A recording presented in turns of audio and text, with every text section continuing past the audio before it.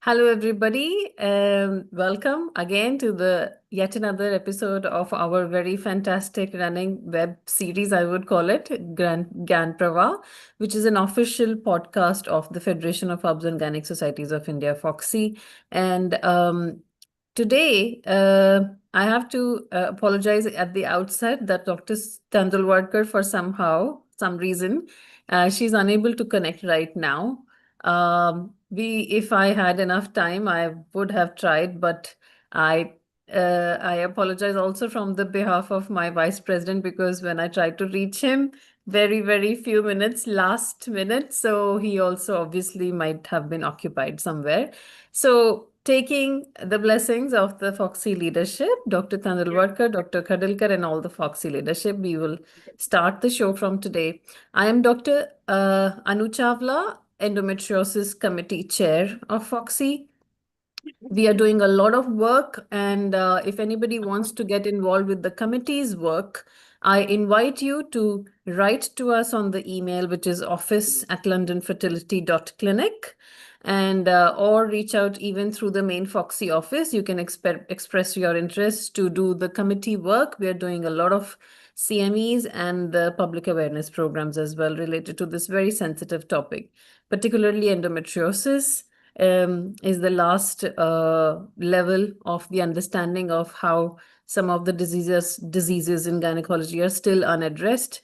And the new advancements of the artificial intelligence genomics in support of substantially from the stem cell and regenerative medicine is going to help us understand the problem from the various perspective of gynecology or fertility. There are some open data sets now that are present, like Glenda, where you can put in your data of the operative outcome so that we can generate more powerful AI tools to understand the disease and decrease the problem of the delay in diagnosis. That is a primary problem. Now, I now welcome the today's guest, Dr. Prabhu Chandra Mishra. He's a MSc Molecular Medicine and Stem Cell Technologies, PhD researcher in biotech. He is trained in the drug discovery from California and Cancer Biology and Advanced Cell Biology Institute, which is a Pasteur Institute in France. With the vast experience in autologous bone marrow concentrate in premature ovarian failure and other various applications of the platelet-rich plasma, stem cells, pluripotent stem cells, antigen T cell engineering, nanomedicine, and a lot of genome editing tools. It's very interesting to invite him and have him with us today because I want to open up this discussion. And we also had Rishi Tandulwadkar earlier in our one of the episodes of podcast with Poonam Goyal. And taking this subject further, we want to hear more opinions. And I'm very glad that Dr. Prabhu Mishra has taken time while he is in Eshrei, Paris right now to be with us. And I convey Dr. Sunita Tandulwadkar's regards and hello to you, Dr. Prabhu. And before I start asking my questions, do you want to say something for your work that you've been doing with Foxy members, or any thoughts? Thank you. Thank you so much, Dr. Anu, for first of all inviting me on this platform of the Fogsi. It's my honor and pleasure to be always to share my experience and journey. And my best regard to Dr. Tandulwadkar always, because when we started together the stem cell in 2015 and this 11 year, it's really like inspiring, like the way the science have progressed. Absolutely. So thank you very much. Now, I will immediately fire my first question to you, which is just tell us what are the actual applications of the technologies that are currently active right now. And then we'll talk about what is in the future. So as of now, what are your so-called bestseller services that you're providing, the most good, happy feedbacks that you're getting from some things which are, so what are those things which are currently being done? We'll come to that in future about what is in future. See, as per the current, the primary thing, because the regulatory vacuum is all across the globe with respect to the stem cells and regenerative medicine. So what is currently practiced is autologous, that is the patient is itself a source, minimal manipulation. That means you cannot culture them, you cannot expand them, you cannot increase the number by multiplication of the cells. And the same sitting surgery, that is, you cannot source the cells from somewhere else or transporting somewhere else. It should be inside the OR, same sitting surgery and homologous use is in between of doctor and their patients through informed consent. Rest all are the part of the clinical research or the clinical trial. Among that, if we'll see, so the minimally manipulated cells is not a stem cell transplant or stem cells. A stem cell transplant is for the hematology. So here it's a cell-based therapy or cellular therapy. The primary mistake people make, oh, we are doing a stem cell therapy, a stem cell transplant. A stem cell transplant currently is the BMT. For non-hematopoietic indication, these all are the part of the clinical trial. So what is in clinics is practice is the cellular therapy or cell-based therapy. Among them, there are various biologics, like from the peripheral blood, it's a platelet-rich plasma or the platelet-rich fibrin, then amniotic membrane, amniotic fluid, and even the bone marrow or adipose have been widely used. So bone marrow, it's not pure source of the hematopoietic stem cell. It's a concentrate, bone marrow aspirated concentrate, which are cocktail of growth factors, cytokines, stem cell, etc. Not a pure population of the cells. Similarly, adipose stem cells, like adipose, if you'll see the macrofat, microfat, nanofat, is widely practiced for last 40 years into the plastic surgery and aesthetic medicine or reconstructive surgery wherever we need the volume. Starting from the nasolabial folds to infraorbital space or the chin contouring or the facial contouring, breast augmentation, buttock augmentation, wherever we need the volume. It has been practiced widely for last 40 years. Now, after nanofat, centrifugation or enzymatic digestion, it leads to a biologics called SVF, stromal vascular fraction. This has been in last 1 decade have taken a leap, especially in the orthopedics like osteoarthritis and all, and the non-healing ulcer and many other indications. If you see in gynecology, starting from the PRP to the bone marrow to the SVF or these days secretomes. Exosome is another nanomedicine, nanoparticles, extracellular vesicles. These all came in the various gynecological cases, like if you'll see in the fertility management, like thin endometrium, Asherman syndrome, or the low AMH cases like POI, primary ovarian insufficiency, or the decreased ovarian reserve or the poor ovarian reserve. So these kind of indications have taken a leap.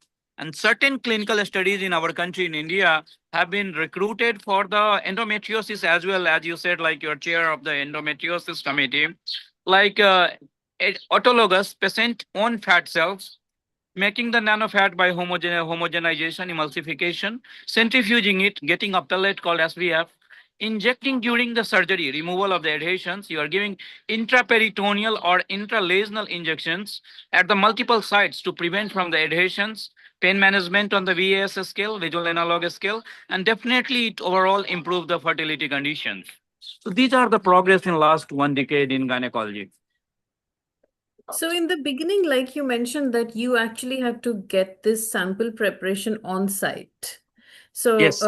can I also request you to take a moment and if you can stabilize your camera because there's a lot of movement. So if you can do that, just in case, that would be great for the audience I'm to sorry have. for that, but actually, I told you like I Yeah. landed, my flight got delayed. I landed around 2, and it's 2 hour. I came to here near No, the I'm venue happy of that the. we're able to communicate. Yeah, it's just the movement will be, yeah. Yeah. If you can stabilize the camera, Okay. maybe, Now yeah. it's. I Other- think it's better. Yeah, yeah. Okay, perfect. Thank you. So, like in the beginning that you mentioned that you actually have to prepare the sample at the premises. So Yeah. now this brings me immediately to start talking about the ethical aspect of the use and what is allowed and what is not allowed. Now, if I limit my conversation in this podcast to the gynecology or not just the fertility, but the overall gynecology application. So can you tell me, like, what is the typical procedure looks like? So in what case you get a give me a case scenario, like this is the most popular case scenario that happens. What do you do? Because a lot of our audience, I already got some messages before this episode that we want to know what is being applied right now so that they can also start. So what exactly is like a case presentation? If you tell See, us a like case. if you will see the thin endometrium, plain thin endometrium, endometrial thickness less than 7, vascularity is very poor. You can go with the PRP, platelet-rich plasma. But again, the route of administration matter. You cannot give the intrauterine infusion. Intrauterine infusion is just you are increasing the macrophage activity and finish.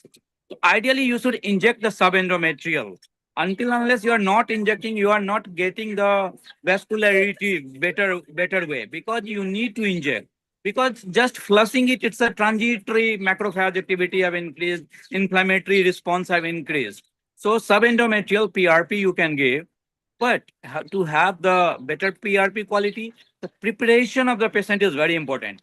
Pre-preparation before the any cell biologics therapy, like we do into the transfusion medicine or the hemat or the BMT. Similarly here, what you need to, because if you're not sourcing the bone marrow, just doing the PRP, you need to improve the two things. The inflammatory response, you need to minimize the Th1 cells. That is the interleukin 2 and so downregulate them. How to downregulate? Simple, give the vitamin D 600,000 international unit intramuscular injections to downregulate the Th1 cells.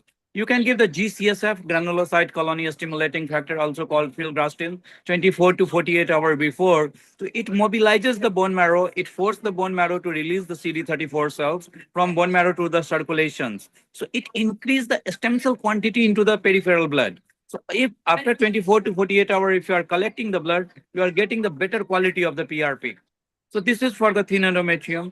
For recurrent implant failure or the Esserman syndrome, if you'll see the various comparative study, one of our study along with the Dr. Manjula Angani madam from Hyderabad, we did that paper we have published in 2017, another paper in 2021. So more than 100 cases. So in that case, we have compared the bone marrow, BMAC, bone marrow aspirated concentrate, and the thin endometrium, this PRP. Definitely the BMAC is the like concentrate of the stem cells. It gives you the better response. But again, the route of administration in most of the cases, we have done the subendometrial histoscopic injections only. Now question come in Esserman syndrome. If there is amenorrhea is not a concern. You are doing into the secretory phase or the proliferative phase, it doesn't matter. But in case of the recurrent implant failure or thin endometrium, you should always do around like, subendometrial injection. If you are doing the hysteroscopy, then you cannot do the FET cycles. Then again, the patient preparation will go to the next cycles only. So first cycles, you go for the stem cells or the recurrent implant like GCSF plus PRP, and then plan the all your procedures, even the transfer on the next cycle.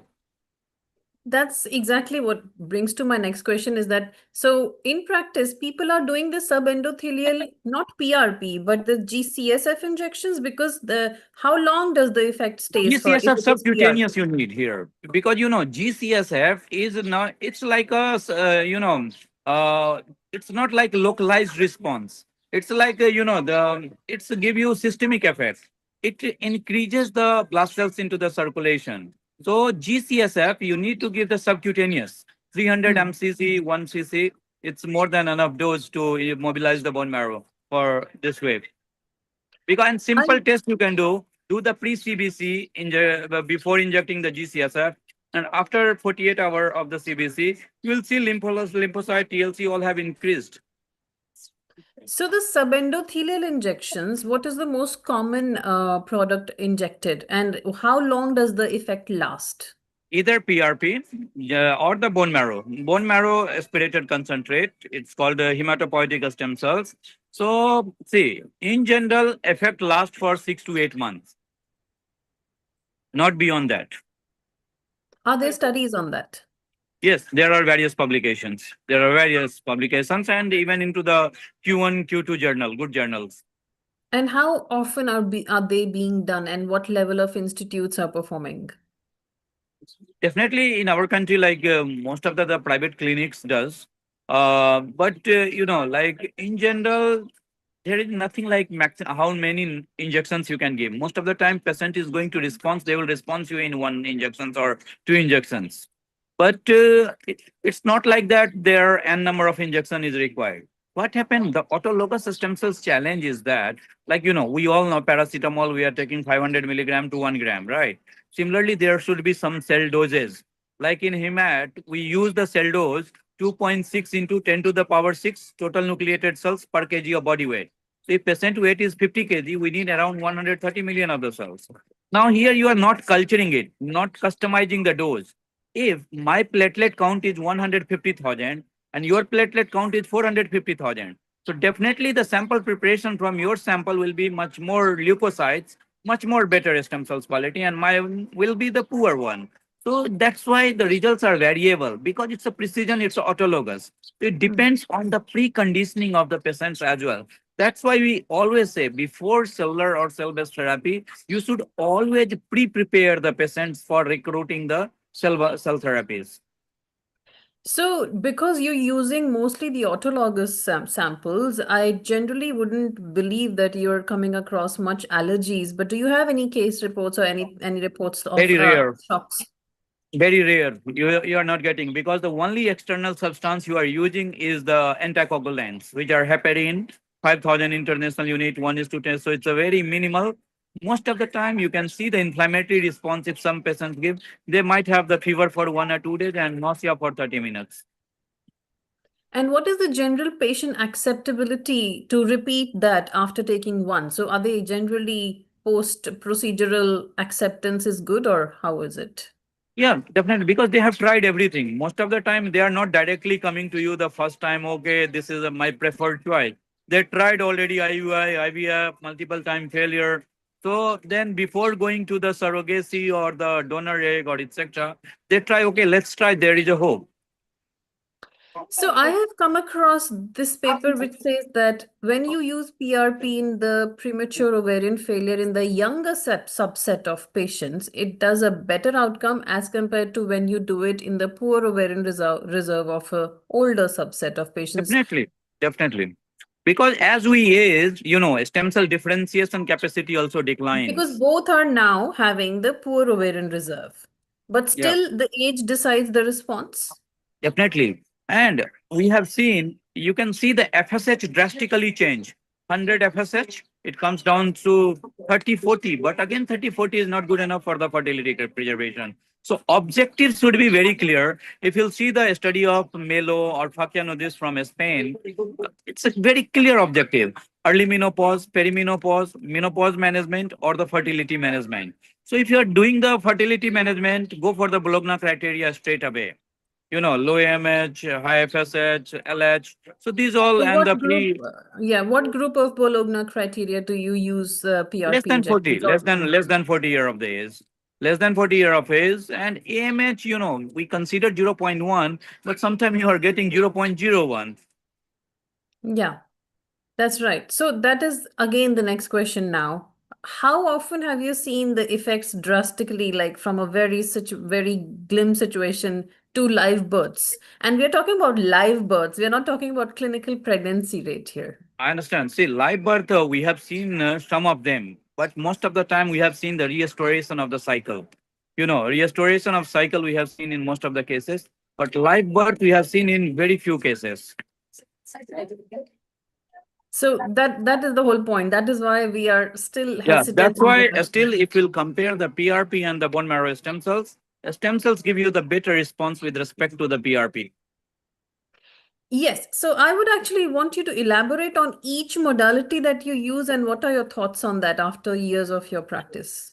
And most of the time, the biggest criteria definitely the age, AMH, and AFC, and the route of administration and the what cell source you are choosing. Because in ovary, most of I'm the time, actually particularly asking you the question based on the cell source here. cell source, if you'll see the PRP and the BMAC, bone marrow aspirated concentrate. PRP is just a cytokines. It's a growth factor. It's a, work like a fertilizer. But bone marrow have the capacity of the self-renewing and differentiating into the targeted cells. So definitely, if we'll compare bone marrow and this one, definitely the bone marrow is the better source. But again, the bone marrow not from the sternum. Either go for the posterior iliac crest or the interior superior iliac spine. The volume you need around 30 to 40 milliliter to aspirate. The final injectable will be around 6 to 7 milliliter. And 2 cc in each ovary you can go. Again, the route of administration is here. Never ever go for the transvaginal. Transvaginal people say, oh, we are doing IVF, but in that time you have stimulated, the size is good one to go with the transvaginal injection. So better is for the laparoscopic injection because folliculogenesis happen into the cortex. It should be always in the intracortical injections, not But into we the can medullary still region or. No, we can Pardon? still put the injection into the cortex transvaginally with no problem. Transvaginal, but if a very atrophic ovary, like a Turner kind of cases, it's very difficult. You cannot Yeah, assure it's so that is holding what with the, we, yeah, yeah. yeah. One of my colleagues who does this, actually, they do at the time of the first egg collection, so that the effect comes for the next cycle. So in the beginning, the ovary is so small, it's so difficult to inject into that. But once they do the stimulation, it is swollen. After doing the egg collection, wait for a few minutes, then identify the exact areas of cortex where the parenchyma is there, and then you go and inject. And that helps because most of these patients will anyway need to repeat the cycles, isn't it? So, And yeah, like my that's a part is the good trick. research part. I am the research scientist. Most of the Yeah. clinical part I left out to Yeah, my my audience are family all doctors gynecologist. mostly. Yeah, so Yeah, I'm actually yeah. sharing a little trick here how it is being done actually in our own center in London. So we are the only center in UK. My colleague is doing it. So yeah. So moving forward, you have actually covered very beautifully some of the basic pathophysiology stage of this. Now, coming to the actual commercial aspect and the practicality of like the avenues, what are the near future plans? How do you see this medicine will develop in the next 5 years so that we can avail it? And obviously, only after more evidence is gathered. But what do you see in the near future? Near future is definitely see. I'm doing stem cell research for 2006. 2006 to now, it's a 25, 19 year. When we were talking about the stem cells, like Prabhu, what you are doing, it's, oh, this guy is doing, so it's like mysterious things. Like this kind of thing, acceptance was poor. Now, if you'll see, more than two, like we are running a fellowship program, we have like trained across the world more than 2,000 doctors and researchers. And the acceptance is definitely very bright. And many of the products are on the pipeline. Stemputics Manipal Group have come up with the bone marrow pooled products and various, not only the gynae, many other like for peripheral vascular disease like Berger disease or critical limb ischemia. So many products are into the pipeline. So we are shifting towards the immunotherapy. We are shifting towards the CAR-T therapy, iPSCs, induced pluripotent stem cells. The induced pluripotent stem cell is going to, like, you just take the ovarian biopsy, culture the oogonial cells, and again, like infuse back. It's iPSC from the oocytes, oogonial cells from the directly from the ovary. So definitely in coming 5 years, there will be off the level products. So, which institutes are working on this particular technology? iPSC various in Japan and even in India, like Dr. Deepa Bhartiya group in NIRRH, they are working on that. Very interesting. What are the legal and ethical regulations of various countries? Which are the countries which are more like in the supportive side of it, and which are the ones which are not? See, well, in Dubai, you can culture the adipose stem cells autologous and you can sell the mesenchymal stem cells autologous to the clinics. Uh, Korea is also very much flexible with respect to that. Apart from that, all across the globe, you will see the almost the same scenario: autologous, minimal manipulation, same. Sorry, Prabhu, you've unmute yourself. You probably hit some button. So Yes. So I was telling, like, Dubai are doing the adipose, autologous adipose culture, mesenchymal stem cells from the various clinics they are doing.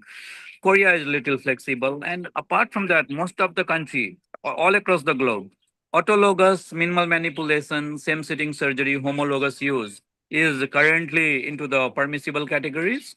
Then hematological indications are permissible into the categories. Limbal stem cells are permissible into the categories. Rest all are the part of the clinical research and the clinical trial. We need to have our institutional ethics committee, obtain the GMP facility license, and that's all. And now that you are actually at Eshrei in Paris and you're going to present your work there, I'm told. So, first of all, congratulations that you're presenting on all the international platforms very often and you're the invited faculty. And it's a matter of great pride for any Indian that you're doing so well. Tell me about what are you presenting in Eshrei in detail? No, this year I'm not presenting. I came as a delegates this year. Okay, Uh, okay. yeah, this year I'm not presenting. So So my what colleague, are the types of presentations in the my past? colleague abstract have submitted, so they are presenting. So basically, we are extensively working on the premature ovarian failure and the poor ovarian reserve and the endometriosis. So this is the work we are thinking the near future we are going to change on that. So I would want to know that in the past, what are the presentations which were accepted by the international platforms? Because that shows us what is their acceptability for this line. Acceptance, still there is a lack of the RCTs, registered clinical trial data are still lacking, and the large pool of patients are not yet. And that's why the acceptability for the Because presentation when I from the have seen, international. because I was the member of the SIG group of the ISRE, with this regenerative medicine stem cell biology group, I have seen the various presentations even. Like if you'll see, still they are very, very basics towards the animal model and etc. etc. Yeah, of course, because I mean, based on the regulations, they only want to progress for whatever is totally safe and, acceptable to offer. Uh, and before we close the episode today, any last thoughts for the Foxians? We have a lot of doctors at various levels of training and the advanced practitioners who might be very interested to understand how this line is developing, who are the people who are using it, what are the modalities, and that is the whole purpose why I invited you, that we wanted to know what is happening exactly in this line, practically. See, AICOG is one of the great platform to share your whatever you are doing in the work progress. And n number of doctors, every state-wise, if you'll see more than 500 doctors who are doing stem cell into the gynecology in our country nowadays. More than 500 doctors. Because How we are many also running doctors are you, catering the services to as a company? more than 300. And which zone, what are the parts of India where these technologies are? Majorly we are running the fellowship and training program. We are not supplying the stem cells. So we are majorly into the point of care services as well as into the training program of the stem cells and the regenerative medicine. So we run the small courses and the 1 year fellowship program. So they come learn the PRP, how to prepare, what's the inclusion criteria, exclusion criteria, then bone marrow stem cell, etc., and then they apply into their practice. Well, that is my last question before we close. Tell us the curriculum of your course. It's like we teach all theoretical lectures. We are a team of Uh, Prabhu, we lost you again.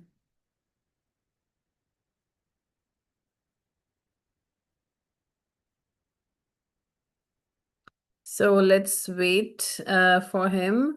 So, this, I was actually going to call one more speaker on this line, and then I was told he's been called already. And then I decided, okay, let's have oh, more sorry. opinions on this.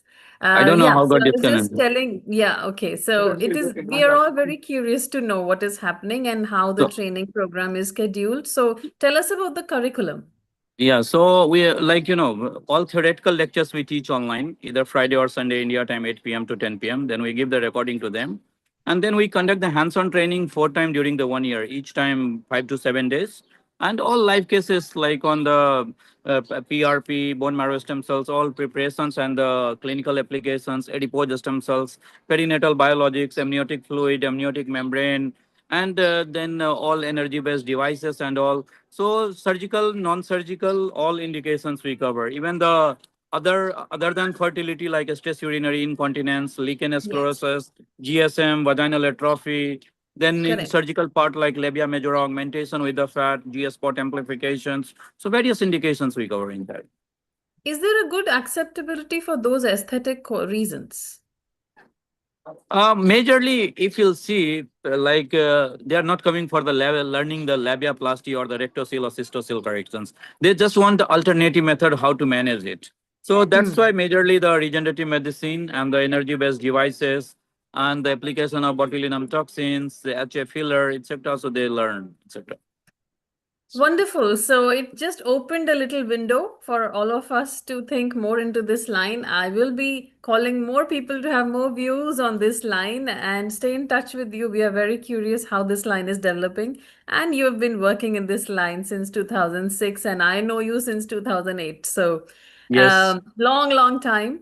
And I wish you very, very good luck. You're doing great. And say hello to everybody at Ashray. Thank you very much, Thank you. Praveen. Thank you. Okay, Thank you so much. bye. Thank you. Bye bye. Bye. Thanks. Bye.